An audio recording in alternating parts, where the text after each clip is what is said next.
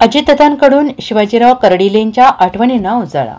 अजितदादा पवार यांनी नुकते दिवंगत झालेले आमदार शिवाजीराव कर्डिले यांच्या आठवणींना उजाळा दिला।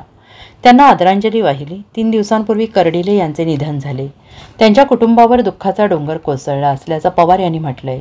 कर्डिले यांचा राजकीय प्रवास, जनसंपर्क आणि अहिल्यानगरच्या राजकारणातील त्यांचे स्थान यावर पवारांनी प्रकाश टाकलाय। शिवाजीराव कर्डिले यांनी 1995 पासून सक्रिय राजकारणात काम केले। सरपंचापासून बँकेच्या चेअरमॅन पदापर्यंत अनेक पदे त्यांनी भूषवली।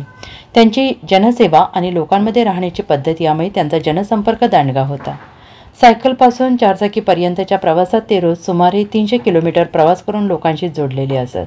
त्यांच्या निधनाने अहिल्यानगरच्या राजकीय क्षेत्रात कधीही न भरून येणारी पोकळी निर्माण झाली, असे अजित पवार यांनी नमूद केलं आहे। कारण ज्यांचा माझा 1995 पासून संबंध आला ते शिवाजीराव आपल्याला सोडून गेले। त्यांचे एकुलते एक चिरंजीव अक्षय आणि 4 त्यांच्या मुली, त्यांचे जावई, सगळ्यांच्यावर दुःखाचा, त्यांच्या पत्नी यांच्यावर दुःखाचा अतिशय मोठा डोंगर कोसळलेला आहे। मी सुरुवातीलाच त्यांना भावपूर्ण श्रद्धांजली अर्पण करतो। काळाच्या आणि नियतीच्या पुढे आमचं कोणाचंच काही चालत नसतं। शेवटी बाकीच्यांना आधार देणं, त्यांना सावरणं, त्यांना पुन्हा त्याच्यातनं उभं करणं ही जबाबदारी आपली सगळ्यांची असते।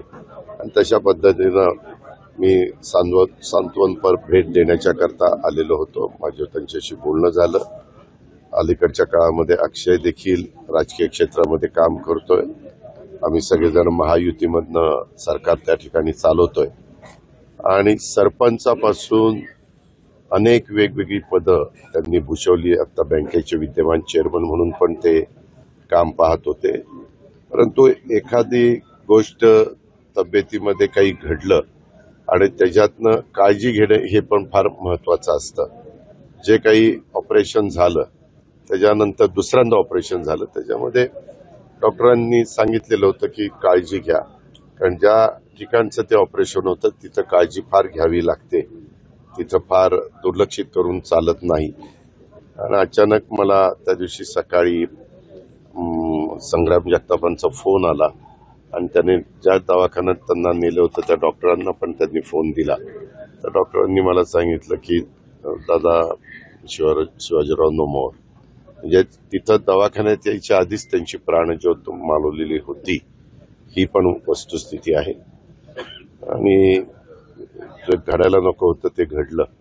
परंतु मध्ये अरुण काका सारखी व्यक्ती पण अचानक आपल्याला सोडून गेली। साधारण त्याच वयाचे शिवाजीराव पण आज आपल्याला सोडून गेले। एक मोठी पोकळी अहिल्यानगरच्या ह्या राजकीय क्षेत्रामध्ये निर्माण झालेली, कधीच भरून न निघणारी अशा प्रकारचे। आणि शिवाजीरावांचा जनसंपर्क एवढा दांडगा होता, म्हणजे सुरुवातीच्या काळामध्ये सायकलवर ते फिरायचे, लोकांना भेटायचे, मोटरसायकलवर, दुधाचा व्यवसाय, त्यावेळेस राजदूत गाडी होती त्याच्यावर फिरायचे। त्याच्यानंतर थोडंसं राहणीमान सगळीकडचं बदललं, गाड्या आल्या 4 चाकी, परंतु साधारण ॲव्हरेज 300 किलोमीटर रोज त्यांचा प्रवास असायचा आणि सतत लोकांच्या मध्ये त्यांचं बसणं उठणं असायचं। आणि त्याच्यामुळं लोकसंपर्क त्यांचा खूप मोठा दांडगा होता, हे आम्ही पण अनुभवलेलं आहे, पाहिलेलं आहे। आणि त्याच्यातून ज्यावेळेस आम्ही राजकीय वेगवेगळ्या मान्यवरांच्या संदर्भातली चर्चा करतो त्यावेळेस अनेक जण ही गोष्ट कानावर देखील घालायचे। अशा एक प्रसंग, पाका प्रसंग आमच्या कर्डिले कुटुंबियावर आणि त्यांच्या सगळ्या नातेवाईकांच्यावर ओढवलेला आहे आणि नेमका दुर्दैवाने दिवाळीसारख्या सणामध्ये ओढवलेला आहे, हे दुर्दैव आहे। Bureau report, SPN Marathi, Mumbai.